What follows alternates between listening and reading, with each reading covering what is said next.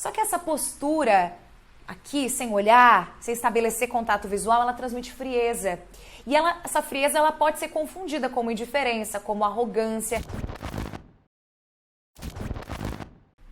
Oi, gente, eu sou Giovana. Me diz uma coisa. Já disseram pra você em algum momento da vida que quando você fala, às vezes soa um pouquinho arrogante? Ou você quer melhorar a sua comunicação, só que fica insegura porque não sabe até que ponto ir sem parecer forçada, altiva, superior demais? Se você disse sim para uma dessas duas perguntas, provavelmente tem evitado falar ou se posicionar. Para evitar o quê? Julgamentos, famoso medo do julgamento, adivinhei? E mais, se você disse sim para uma dessas duas perguntas, esse vídeo é para você. Vem comigo até o fim porque eu vou mostrar os erros que as pessoas que soam arrogantes ao falar cometem e como melhorar a maneira como você se comunica, como você se posiciona sem cair nessa. Só que antes eu não posso deixar de pedir para você se inscrever aqui no canal porque toda semana, você já sabe, tem vídeo novo. Todas as semanas eu compartilho dicas para você se comunicar melhor em qualquer situação, para estar sempre preparada com ferramentas que podem ser aplicadas quando as oportunidades surgirem. E quantas vezes elas surgem em situações que você menos espera, que você menos imagina, não é mesmo? Então, dá um like, comente aqui, manda para uma amiga que precisa desenvolver a oratória dela e vamos ao que interessa. Porque para começar a falar do que você considera arrogância ou indiferença, a gente precisa falar de tom de voz. Que tom de voz que você tem usado? Porque o nosso tom de voz ele tem muita força, muita importância. Uma pesquisa descobriu que quando as pessoas elas recebem um feedback negativo, num tom de voz gentil, solidário, elas saem da conversa com sensações positivas. Você sabia? E quando recebem avaliações de desempenho positivas, com tons de voz frios e distantes, elas acabam se sentindo mal, apesar dessa boa notícia. Curioso, né? E quer mais uma prova disso? Uma publicação de um jornal científico internacional relata um estudo em que o tom de voz de cirurgiões foi avaliado com base em trechos de 10 segundos gravados em consultas com os pacientes deles. Metade dos cirurgiões que tiveram as vozes avaliadas tinha sido processada por erro médico e a outra metade não.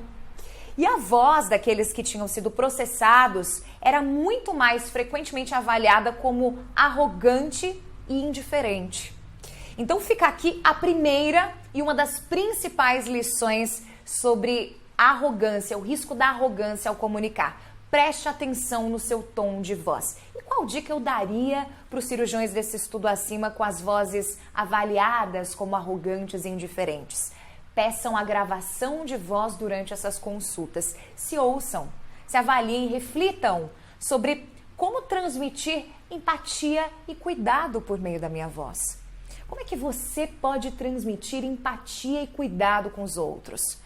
Dá para baixar um pouquinho o tom? Um pouquinho o volume da sua voz? Suavize. Dá para pausar um pouco mais? Eu não estou dizendo aqui para você mudar o que você é. Mas será que dentro da sua personalidade, do seu perfil, do seu estilo de orador, de oradora, não dá para baixar o tom de voz, não dá para suavizar, não?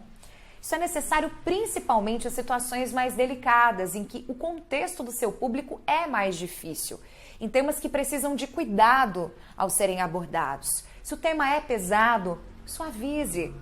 E falando também de postura corporal, há estudos que mostram o peso que os nossos gestos também têm. E se você quer suavizar o tom, os gestos também precisam acompanhar. Então, reduza um pouco a extensão dos seus gestos. E a próxima lição para você se comunicar sem parecer arrogante também traz um exemplo desse meio médico. Sabe quando você vai numa consulta e o médico não olha para você direito? Fica atrás do computador, digitando e nem olha nos seus olhos? Ele pode ter compartilhado a melhor das receitas, ele pode ter feito o melhor dos encaminhamentos, ter traçado o diagnóstico mais exato, só que essa postura aqui, sem olhar, sem estabelecer contato visual, ela transmite frieza. E essa frieza ela pode ser confundida como indiferença, como arrogância, e você vai sair da consulta com essa impressão, com alguma insatisfação, ainda que de maneira inconsciente. Portanto, além de se ouvir como os outros ouvem você e com criticidade, quando possível, sendo mais sutil, dando um volume mais baixo para sua voz, além disso, olhe nos olhos do outro, olhe nos olhos do público quando for falar. E mais uma lição, faça perguntas durante a sua fala, questione como o seu público está percebendo aquilo, ou quem está na sua frente, o que pensa a respeito daquele assunto. Próxima lição, evite termos extremamente técnicos para públicos que não exigem termos técnicos. Advogado, por exemplo, vou mudar de meio agora, que usa juridiquês com o cliente. Ele precisa ter certeza de que o cliente, no mínimo, entende juridiquês. Só que acreditem, a maioria dos advogados, aliás, de nós cidadãos comuns advogados, não entende. Portanto, pense que simplificar é sempre o melhor caminho.